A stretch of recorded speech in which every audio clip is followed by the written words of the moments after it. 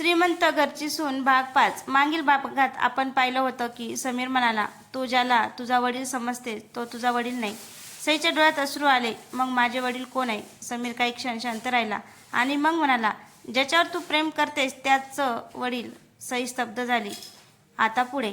समीरने सईला एक फाईल दिली आणि तिच्या आयुष्याबद्दल धक्कादायक दावा केला. फाईलवर लिहिलं होतं, सई राजवर्धन देशमुख. समीरने सईला सांगितलं होतं की तिच्या जन्माचं रहस्य आर्यनच्या कुटुंबाशी जोडलेलं आहे. सई पूर्णपणे हादरली होती. पण समीरला एक गोष्ट माहीत नव्हती. त्याच्या हातात असलेली फाईल पूर्ण सत्य नव्हती. सईच्या घरात. सई फाईल हातात धरून स्तब्ध उभी होती. तिच्या डोळ्यात अश्रू होते. हे खरं आहे? समीर शांतपणे म्हणाला, हो. आणि हे सत्य तुला आर्यनपासून दूर करेल. सईने त्याच्याकडे पाहिलं. मला तुमच्यावर विश्वास नाही. समीर हसला. विश्वास ठेवण्याची गरज नाही. कागदावर विश्वास ठेव. सईने फाईल पुन्हा उघडली. त्यात तिच्या जन्माची काही कागदपत्र होती. पण अचानक मागून आवाज आला, ती कागदपत्र खोटी आहे. सईने मागे वळून पाहिलं. माधवी उभी होती. तिच्या चेहऱ्यावर राग आणि भीती दोन्ही दिसत होते. समीर काही क्षण शांत झाला. माधवी पुढे आली. 20 वर्षापूर्वी जे घडलं ते तुला माहिती आहे, पण तू पूर्ण सत्य जाणत नाहीस. समीर म्हणाला, मला पुरेसं माहीत आहे. माधवीने फाईल त्याच्या हातातून हिसकावून घेतली. ही कागदपत्र तू कुठून आणलीस? समीर हसला. तुम्ही जिथे सत्य लपवलं तिथूनच. माधवी म्हणाली, तू पुन्हा माझ्या मुलीच्या आयुष्यात विष पसरवतोय. सई दचकली. आई, म्हणजे ही कागदपत्र खोटी आहेत? माधवीने तिच्याकडे पाहिलं. हो. सईच्या डोळ्यातून अश्रू वाहू लागले. मग खरं काय आहे? माधवी शांत झाली. खरं मी तुला आज सांगणार आहे. 20 वर्षापूर्वी.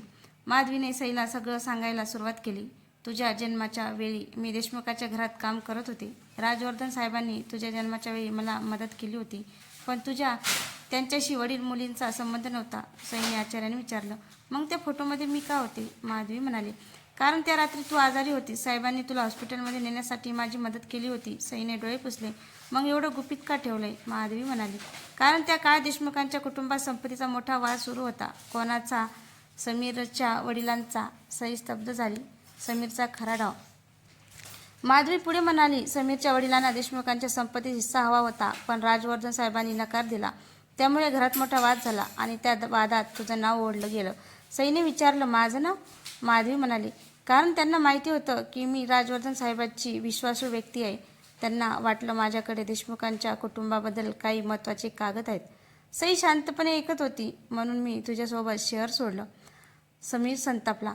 समीरने टेबलावर हात आपटला. बस. सई घाबरली. समीर म्हणाला, तुम्ही सगळे मला दोष देत आहात. माधवीने त्याच्याकडे पाहिलं. कारण तूच पुन्हा तेच करत आहेस. समीर म्हणाला, मला फक्त माझ्या कुटुंबाचा हक्क हवा आहे. माधवी म्हणाली, हक्कासाठी एखाद्याचं आयुष्य उद्ध्वस्त करायचं नसतं. समीर काहीच बोलला नाही. तो वळला आणि घराबाहेर निघून गेला. पण जाताना त्याने एक वाक्य म्हटलं, ही तर सुरुवात आहे. आता आर्यन आणि सईला मी वेगळं करून दाखवेन. आर्यनची चिंता. दुसरीकडे आर्यन सईला सतत फोन करत होता, पण सई फोन उचलत नव्हती. तो अस्वस्थ झाला. त्याने सईच्या घरी जाण्याचा निर्णय घेतला. तो तिथे पोहोचला तेव्हा सई बाहेरच उभी होती. आर्यनने तिला पाहताच विचारलं, सई, काय झालं? सईच्या डोळ्यात अश्रू होते. ती काही बोलली नाही. आर्यन तिच्याजवळ गेला. माझ्यापासून काही लपवू नकोत. सई म्हणाली, आज मला समजलं की माझ्या आयुष्यात किती गोष्टी माझ्यापासून लपवल्या गेल्या आहेत. आर्यन म्हणाला, मग आपण दोघं मिळून त्या शोधू. सईने विचारलं, तुला भीती वाटत नाही? वाटते. कशाची? आर्यन म्हणाला, तुला गमवायची. सईच्या डोळ्यात अश्रू आले. ती म्हणाली, मग मला एक वचन दे. काय? कोणीही काहीही सांगितलं तरी माझ्यावर विश्वास ठेव. आर्यनने तिचा हात हातात घेतला.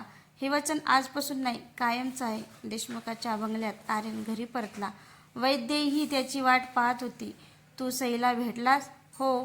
तिने तुला काय सांगितलं? आर्यन म्हणाला, तुम्ही मला सांगितलेल्या गोष्टीपेक्षा मला त्याच्यावर जास्त विश्वास आहे. वैद्यही शांत झाली. आर्यन पुढे म्हणाला, आई, तुम्ही सईला का घाबरता? वैद्यच्या डोळ्यात पाणी आलं. मी तिला घाबरत नाही. मग? मला तिच्यासोबत पुन्हा घडणाऱ्या भूतकाळाची भीती वाटते. आर्यनने विचारलं, कसला भूतकाळ? वैद्यने कपाटातून एक जुना डब्बा काढला. त्यात एक छोटीशी चांदीची पैंजण होती.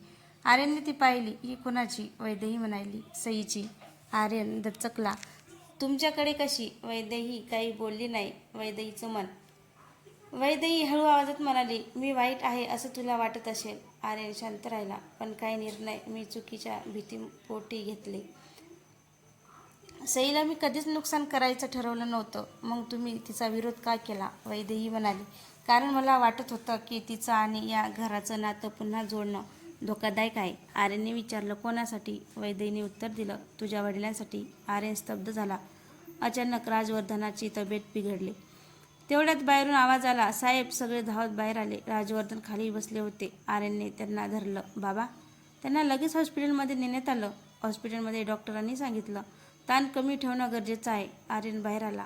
वैदेही एका खुर्चीवर बसून रडत होती. आर्यन तिच्याजवळ गेला. आई, बाबा ठीक होतील. वैदेही म्हणाली. आर्यन, मी तुला एक सत्य सांगणार आहे. काय? पण आधी तू मला वचन दे. हे ऐकल्यानंतर तू सईला दोष देणार नाहीस. आर्यन म्हणाला. मी वचन देतो. वैदेही म्हणाली. 20 वर्षापूर्वी तुझ्या बाबांनी सईच्या कुटुंबाला वाचवण्यासाठी एक मोठा निर्णय घेतला होता. कसला निर्णय?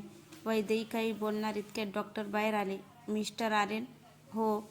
तुमच्या वडिलांना शुद्ध आली आहे. राजवर्धनचं सत्य. आर्यन आत गेला. राजवर्धनने त्याचा हात पकडला. आर्यन, सईला सोडू नकोस. आर्यनच्या डोळ्यात पाणी आलं. बाबा, तुम्ही असं का म्हणतात? राजवर्धनने हळू आवाजात सांगितलं. कारण सईच्या आयुष्यात जे काही घडलं त्यात तिची काही चूक नाही. मला सगळं सत्य सांगा. राजवर्धनने डोळे मिटले. 20 वर्षापूर्वी मी माधवीला आणि तिच्या कुटुंबाला एका मोठ्या संकटात वाचवलं होतं. पण त्यानंतर माझ्यावर एक खोटा आरोप ठेवण्यात आला. आर्यनने विचारलं, कोणी केला? राजवर्धनने उत्तर दिलं, समीरच्या वडिलांनी. समीरचा पुढचा डाव.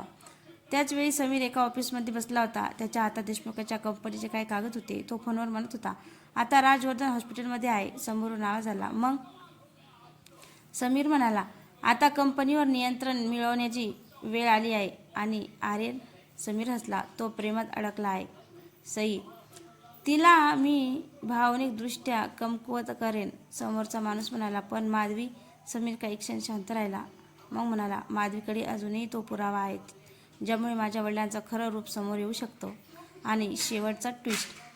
रात्री सईच्या घरी माधवी जुन्या पेटीत काहीतरी शोधत होती. सईने विचारलं, आई, काय शोधतेस? माधवी म्हणाली, तो पुरावा. कसला? माधवीने एक जुना फोटो काढला. त्याच्या मागे एक तारीख लिहिलेली होती.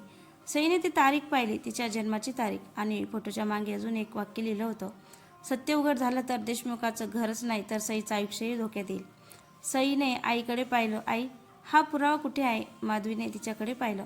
जिथे तू जन्मलीस त्या जुन्या हॉस्पिटलमध्ये. तेवढ्यात बाहेर गाडी थांबण्याचा आवाज आला. माधवी खिडकीतून पाहते.